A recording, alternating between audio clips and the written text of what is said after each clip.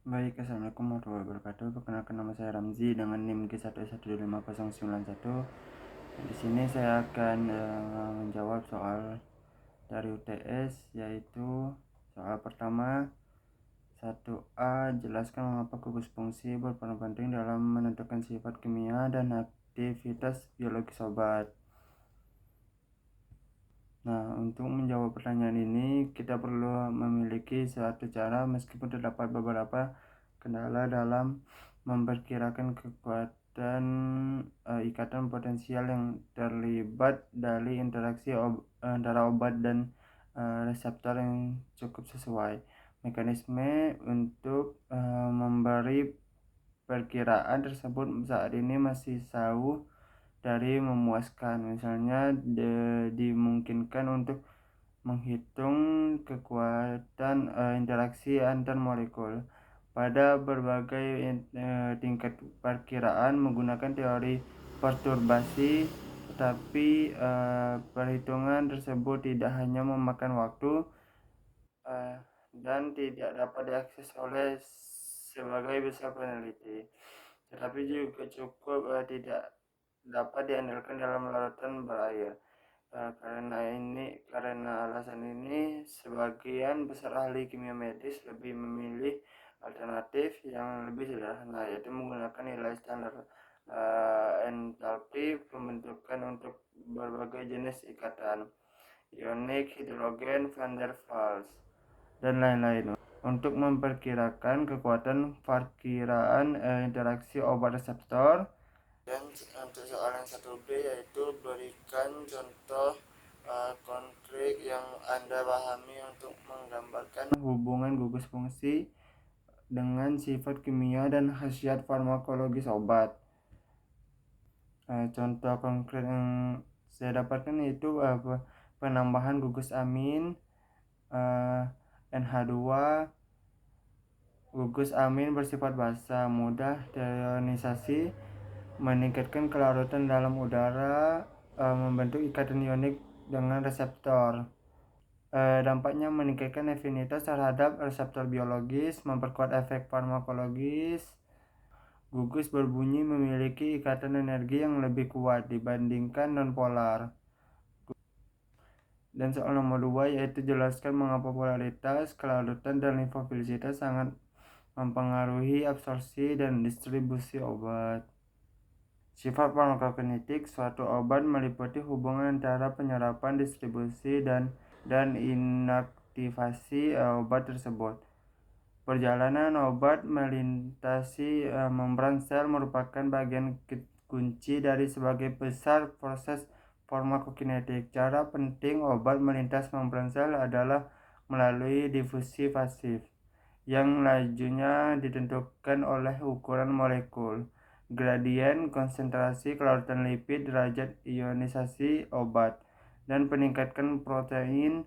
Proses farmakokinetik dapat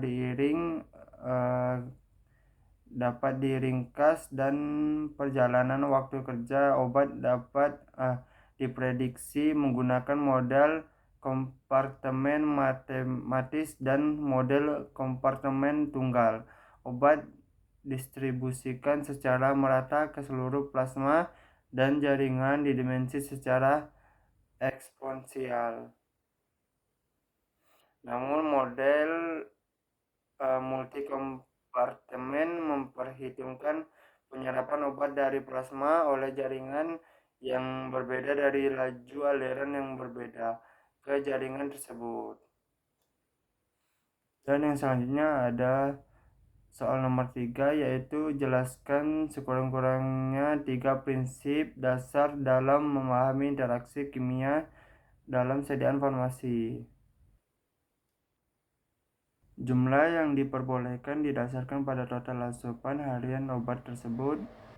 Jumlah pengotor yang diperbolehkan sebagai ambang batas pelaporan. Identifikasi atau kualifikasi ambang batas pelaporan didefinisikan sebagai tingkat yang harus dilaporkan kepada badan pengatur untuk memberitahu mereka tentang keberadaan pengotor tersebut. Ambang batas identifikasi didefinisikan sebagai tingkat yang memerlukan identifikasi kimia dari zat tersebut. Terakhir, kualifikasi. Ambang batas adalah tingkat dari harus diuji dalam psikologi studi untuk memastikan keamanan senyawa tersebut. Studi ini didefinisikan sebagai persentase dari total asupan harian obat atau jumlah massa absolut maupun yang lebih rendah. Menjelaskan tentang penguatan spesifik yang diperbolehkan setiap ambang batas. Dan ada soal yang nomor 4, yaitu jelaskan studi kasus yang Anda pahami tentang peningkatan yang mempengaruhi aktivitas serta eliminasi obat. Berikan salah satu pembimbingnya. Ikatan obat protein memakai peran kunci dalam menentukan farmakokinetik suatu obat. Distribusi dan kemampuan ikatan protein suatu obat berubah sepanjang hidup dan merupakan pertimbangan penting selama kehamilan dan menyusui. Meskipun protein merupakan fraksi yang signifikan dalam komposisi plasma, protein juga ada luar aliran darah yang berikatan dengan obat di kulit, jaringan, atau organ. Ikatan protein mempengaruhi bioavailabilitas dan distribusi senyawa aktif dan merupakan faktor pembatas dalam perjalanan obat melintasi membran dan menghalangi biologis. Obat seringkali tidak dapat melewati membran terutama karena massa molekul kompleks obat protein yang tinggi sehingga mengakibatkan akumulasi senyawa aktif dan pengurangan aktif farmakologis secara signifikan. Tujuan ini menjelaskan konsekuensi ikatan obat protein pada transportasi obat melintasi penghalang fisiologis. Yang perannya adalah untuk memungkinkan lewatnya zat-zat penting seperti nutrisi atau oksigen, tetapi bukan xenobiotik.